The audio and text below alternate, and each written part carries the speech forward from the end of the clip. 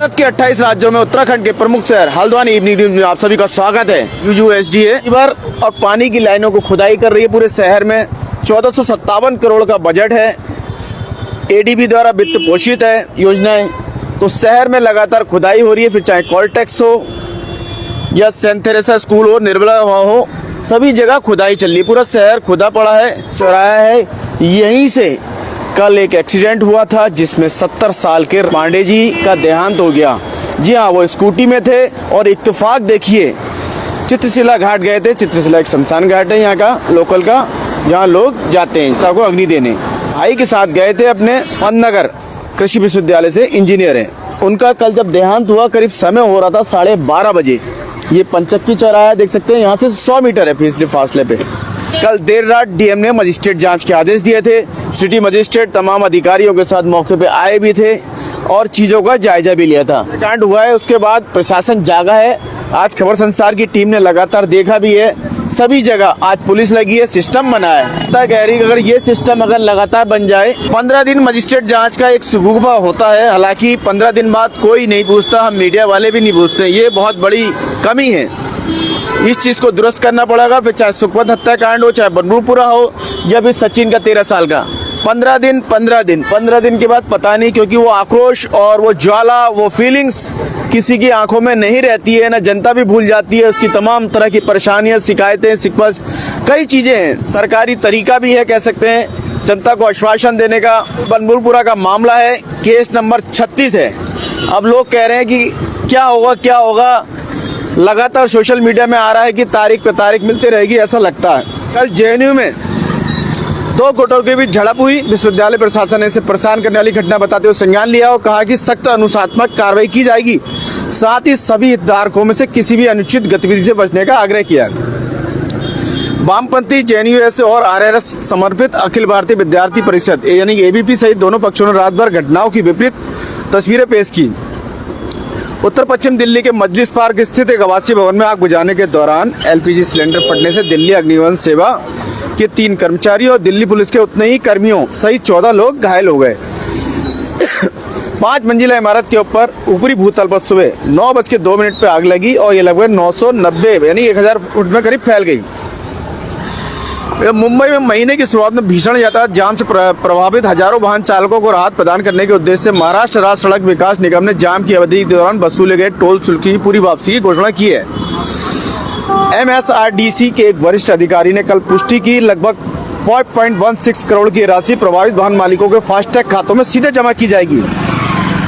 आपने कभी सुना है कि 1 लाख वाहन 20 किलोमीटर तक लंबी कतारों फंस गए? जी हाँ, ये मामला है 3 फरवरी 2026 की शाम का। मुंबई पुणे एक्सप्रेस के खंडाला घाट खंड में अदोसी सुरंग के पास एक गैस टैंकर पलट गया और लाइन लग गई। इसके बाद जो गैस रिसाव चालू हुआ, जिसके चलते आपातकालीन बचाव अभियान चलाया गया।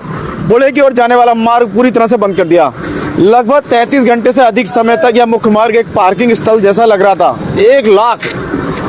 इधर उद्योगपति अनिल अंबानी को बड़ा झटका देते हुए बॉम्बे हाईकोर्ट ने आज एक एकल पीठ के अंतरिम आदेश को रद्द कर दिया और रिलायंस कम्युनिकेशन लिमिटेड के उनके बैंक खातों को धोखाधड़ी में प्रगित करने के लिए शुरू की कार्रवाई पर रोक लगा दी गई है। मुख्य न्यायाधीश चंद्रशेखर, न्यायमूर्ति गौतम अखंडी की खंडपीठ ने उच्च न्यायालय की एकल पीठ द्वारा दिसंबर 2025 में पारित अंतरिम आदेश के खिलाफ 3 सार्वजनिक क्षेत्रों के बैंक और लेखा परीक्षा फार्म वीडियो एकल बदल अपीलों को स्वीकार कर लिया। देखो मेरे पीछे टैंकर ही आ रहा है, फिर अब टैंकर सीधे नहीं जा रहे हैं, रोक दिया जा रहा है, घुमा दिया जा रहा है टैंकरों को। कल एक हैवी टैंकर से हुआ। इधर केंद्रीय अल्पसंख्यक मामलों के मंत्री किरेन रिजिजू ने आज कहा कि भाजपा के नेतृत्व वाला राष्ट्रीय लोकतांत्रिक गठबंधन केरल में आगामी विधानसभा चुनाव में केवल सरकार बनाने के उद्देश्य से लड़ेगा। कोची के थ्रिक्काकारा NDA के क्षेत्रीय कार्यालय का उद्घाटन करने के बाद मीडिया से बात करते हुए रिजिजू ने कहा, पहली बार हम सरकार बनाने और केरल के राजनीतिक परिदृश्य को बदलने के लिए चुनाव में उतर रहे हैं। राज्य में हमेशा से एक जैसी सरकार की कमी रही है जो इसे समृद्धि के अगले स्तर तक ले जा सके। तमिलनाडु में विशेष गहन संशोधन SIR के बाद अंतिम मतदाता सूची आज प्रकाशित की गई। जिला निर्वाचन अधिकारियों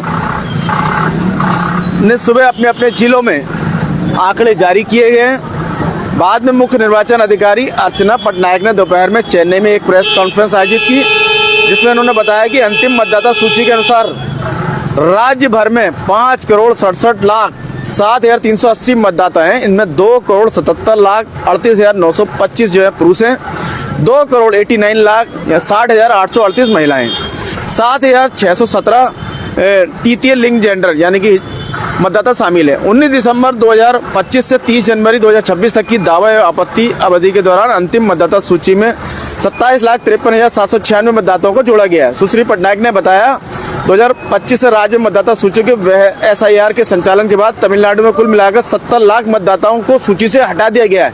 इसमें कई कारण हैं। इधर श्रीलंकाई नौसेना सुबह पाक जल डमरू के मध्य अवैध शिकार के आरोप में पम्बन से 12 मछुआरों को गिरफ्तार किया और एक मशीनीकृत ट्रॉलर को जब्त कर लिया। मछुआरा नेताओं ने हालिया गिरफ्तारी पर हैरानी जताई और केंद्र सरकार से सीधे हस्तक्षेप करने की अपील की, क्योंकि यह मुद्दा उनकी आजीविका से जुड़ा है। एगमोर सरकारी संग्रहालय में स्थित 2 ऐतिहासिक इमारतें जिनमें भूविज्ञान और मानव विज्ञान दीर्घाएं अपनी पुरानी शान को फिर से हासिल करने के लिए तैयार है, क्योंकि लोक निर्माण विभाग ने इन ऐतिहासिक इमारतों को सावधानी पूर्वक जीर्णोद्धार शुरू कर दिया है। इधर ऐतिहासिक झलक पेश करने वाली इन प्रतिष्ठित इमारतों की जर्जर दीवारें और अग्रभाग समृद्ध विरासत संरक्षण में लगी सार्वजनिक विभाग की भवन केंद्र एवं संरक्षण शाखा इंडो सार्वजनिक स्थापत शैली के लिए प्रसिद्ध 16.25 एकड़ के संग्रहालय में कार्य कर रही है। ग्रेटर GCC ने शहर भर में ठोस अपशिष्ट प्रबंधन को मजबूत करने के लिए कई उपायों की घोषणा की है। इन उपायों में महिला स्वयं सहायता समूहों के माध्यम से स्वच्छता तैनाती, घरेलू खतरनाक अपशिष्ट प्रबंधन और पुराने कचरे का जैव खनन शामिल है। तृणमूल कांग्रेस के नेता मुकुल राय का सुबह निधन हो गया। वे 31 वर्ष के थे। उन्हें कोलकाता के निजी अस्पताल में भर्ती कराया गया और वे कई बीमारियों से पीड़ित थे। मुकुल राय के बेटे शुभांशु राय ने बताया उनके पिता को दिल का दौरा पड़ा और सुबह 1:30 बजे उनका निधन हो गया। ममता बनर्जी ने भी वरिष्ठ नेता मुकुल राय के निधन पर शोक व्यक्त करते हुए उन्हें दीर्घकालीन राजनीतिक सहयोगी और कई संघर्षों में सहयोद्धा बताया। मोदी ने भी शोक व्यक्त करते हुए कहा उनके राजनीतिक अनुभव और समाज सेवा के प्रयासों के लिए याद किया जाएगा। आपको बता दें मुकुल राय पहले ममता के साथ ही थे। भारत के सर्वोच्च न्यायालय ने कहा कि जिन व्यक्तियों को घरों को स्थानीय अधिकारियों द्वारा ध्वस्त कर दिया गया वे विशेष गहन SIR के दौरान मतदाता सूची में अपना नाम शामिल करवाने के लिए जिला चुनाव अधिकारी से संपर्क कर सकते हैं। मुख्य न्यायाधीश सूर्यकांत की अध्यक्षता वाली एक पीठ लखनऊ के अकबर नगर के निवासियों की दुर्दशा को लेकर सना परवीन द्वारा एक दायर याचिका सुनवाई हो रही थी, जिनके आवासीय और व्यावसायिक दोनों भवनों को 2023 में बेदखली नोटिस के बाद ध्वस्त कर दिया गया। इधर उत्तर प्रदेश के सुंदरिया गांव के निवासियों ने केंद्र की नल जल योजना में देरी और अनियमितताओं तथा पीने के पानी की बढ़ती कमी का आरोप लगाते हुए विरोध प्रदर्शन किया। कल बड़ी संख्या में निवासियों ने सोन नदी के किनारे जल संग्रह किया और अधिकारियों पर लापरवाही और भ्रष्टाचार का आरोप लगाया। सत्ताधारी नेशनल कॉन्फ्रेंस के अध्यक्ष फारूक अब्दुल्ला ने कल जम्मू और कश्मीर को पूर्ण राज्य का दर्जा बहाल करने में हो रही लगातार देरी पर चिंता व्यक्त की है। एक बयान में अब्दुल्ला ने कहा जम्मू और कश्मीर के लोगों ने धैर्यपूर्वक प्रतीक्षा की और लोकतांत्रिक संस्थानों में अपना विश्वास रखा है, फिर भी राज्य का दर्जा बहाल करने का वादा अधूरा ही रहा है। आशा करते हैं आपको खबर संसार की खबरें ज्ञानवर्धक लग रही होगी। इसी के साथ जय हिंद।